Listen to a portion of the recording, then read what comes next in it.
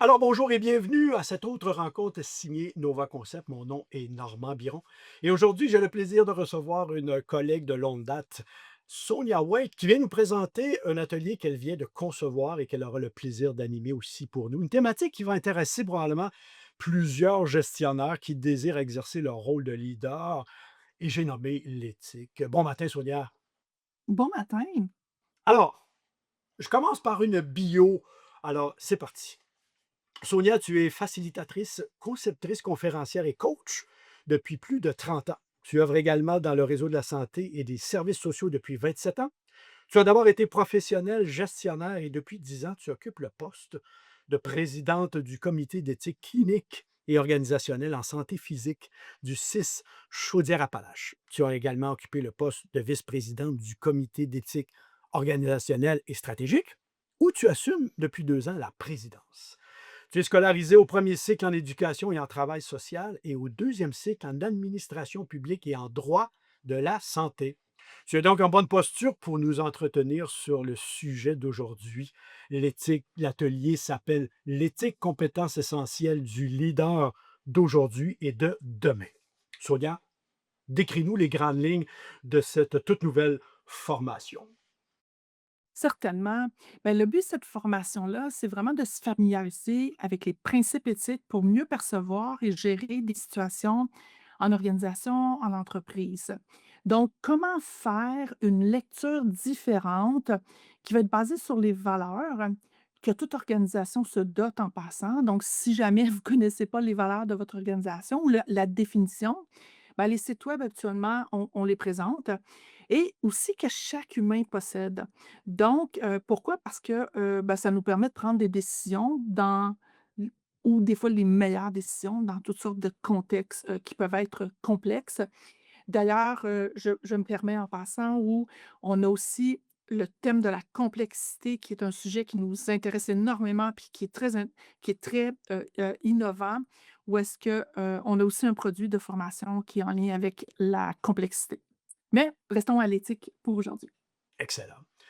Alors, prochaine question. Pourquoi les gestionnaires devraient développer cette compétence? Quelle est pour eux la valeur ajoutée? Ouais, c'est une bonne question, hein.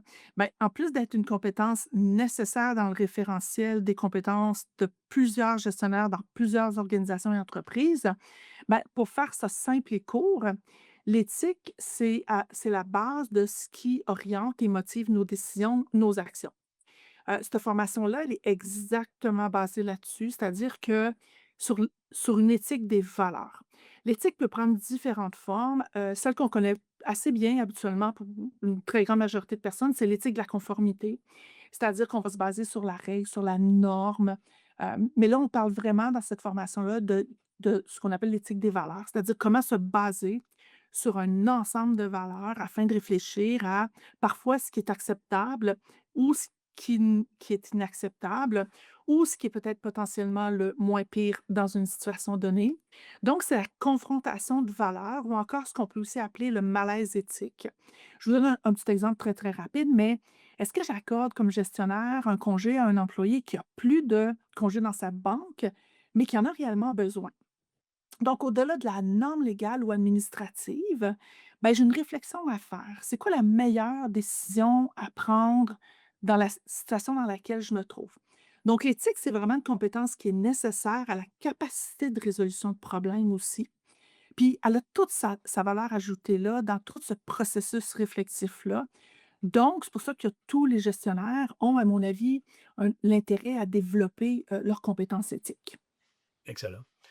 Quel est le public visé par cette nouvelle thématique? En réalité, on vise vraiment tous les niveaux de gestion, sont concernés parce que, la réflexion éthique, ça s'adapte selon la situation et selon le contexte qui, lui sont présentés. Donc, je dirais même que c'est une formation qui peut être aussi utile à des personnes qui vont avoir aussi des postes d'influence. Si on pense, entre autres, à des consultants, des conseillers, toute personne qui se retrouve dans des décisions à prendre qui sortent de normes à appliquer, on est définitivement, peuvent se sentir tout à fait concernés par ce genre de formation-là. Donc ça peut aller de, d'une direction générale à, des gens qui vont être, des professionnels sur le terrain, beaucoup plus proches des opérations. Donc ça vise vraiment, là, tous les niveaux de gestion. Plutôt large, excellent. Merci. Tout à fait. Sonia, maintenant, peux-tu nous aider à déboulonner le mythe selon lequel cette thématique particulière serait réservée peut-être à certains gestionnaires ou à certains gestionnaires qui œuvrent dans certaines industries? Ouais, ça, c'est tellement une bonne question parce qu'on l'entend, hein, effectivement. Donc, oui, on peut penser que l'éthique, elle a une application qui est philosophique, ce qui peut tout à fait être vrai. Et que ça ne nous concerne pas, ce qui est tout à fait faux. Donc, l'éthique et dans cette formation-là, justement, on parle de ce qu'on appelle de l'éthique appliquée. Donc, on est vraiment dans comment on utilise l'éthique dans notre quotidien au travail. Évidemment, personne ne va nous dire, puis comme on le fait aussi comme être humain, là, mais personne ne va nous dire, «Ah ben, Normand, donne-moi un moment, je vais aller faire de l'éthique et je te reviens». Bien sûr que non, il y a personne qui va parler comme ça.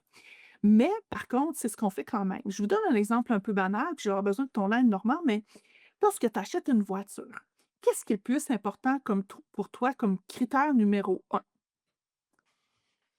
La sécurité. Parfait.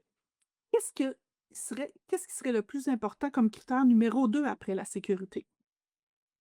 Ben, le prix. Mmh. Ben, tu vois, là, tu viens de faire de l'éthique puisque sur une base de valeurs, tu as identifié ce qui est important pour toi, tu l'as hiérarchisé et tu vas prendre une décision en cohérence le plus possible avec tes valeurs. On aurait posé la même question à quelqu'un d'autre, puis la personne nous aurait répondu peut-être quelque chose de tout à fait différent. Elle aurait dit: «Ben, moi, c'est l'esthétique, après c'est le prix ou c'est le prix, c'est la sécurité, c'est ça» et c'est ça les valeurs, c'est ça l'éthique des valeurs.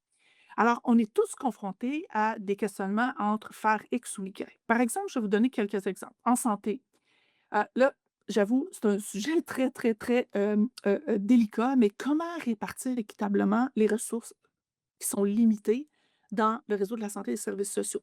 Par exemple, les lits en soins intensifs, pardon, l'accès à certains traitements, à des greffes, à tout ça. Dans le milieu financier, est-ce qu'une banque doit financer, des projets qui seraient très rentables, mais qui seraient nuisibles pour l'environnement? Dans le domaine des jeux vidéo, est-ce que les jeux vidéo ont une responsabilité sociale en termes lorsqu'on parle de violence? Grande question aussi. Dans le domaine du droit de la justice, est-ce que la réinsertion doit primer sur la punition? Alors encore là, très grande question d'ordre éthique qu'on pourrait et si on mettait des gens ensemble, ben, on aurait des visions tout à fait différentes. Prenons un exemple un peu plus poussé, par exemple, dans une entreprise manufacturière qui fabrique des pièces d'auto. Donc, il y a une machine clé de la chaîne de production qui commence à montrer, par exemple, des signes d'usure. Elle fonctionne encore, mais elle présente quand même certains risques pour les opérateurs. La direction financière, elle, dit ben non, on veut retarder le plus possible le remplacement pour réduire les coûts et aussi respecter nos objectifs de rentabilité.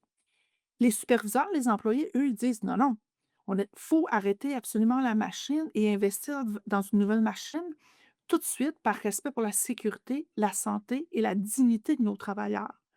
Ce pas des valeurs qui sont très minimes non plus, là, qui ont pas d'importance.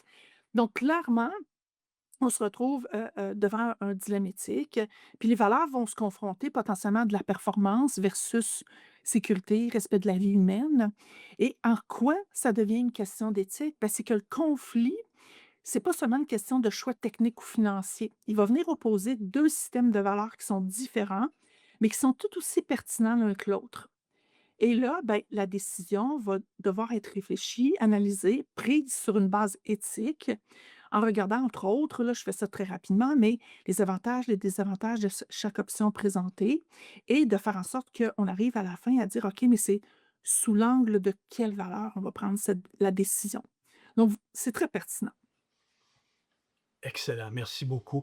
Ah, puis dans le monde, je pense dans lequel, on vit présentement, c'est une thématique qui est encore plus, pertinente. Pour toutes sortes de raisons. Exact. Ah ben, sur ce, merci beaucoup Sonia pour cet avant-goût fort intéressant de cette, nouvelle thématique, ce nouvel atelier, l'éthique, compétence essentielle du leader d'aujourd'hui et de demain. Pour ceux qui nous écoutent, si vous voulez en savoir davantage pour rester à l'affût des tendances en leadership et en gestion et vous démarquer dans vos industries respectives, ah ben, je vous invite à nous contacter chez Nova Concept. Au nom de Nova Concept et en mon nom personnel, ben, je vous dis merci d'être à l'écoute et je vous dis à la prochaine pour une autre rencontre signée Nova Concept.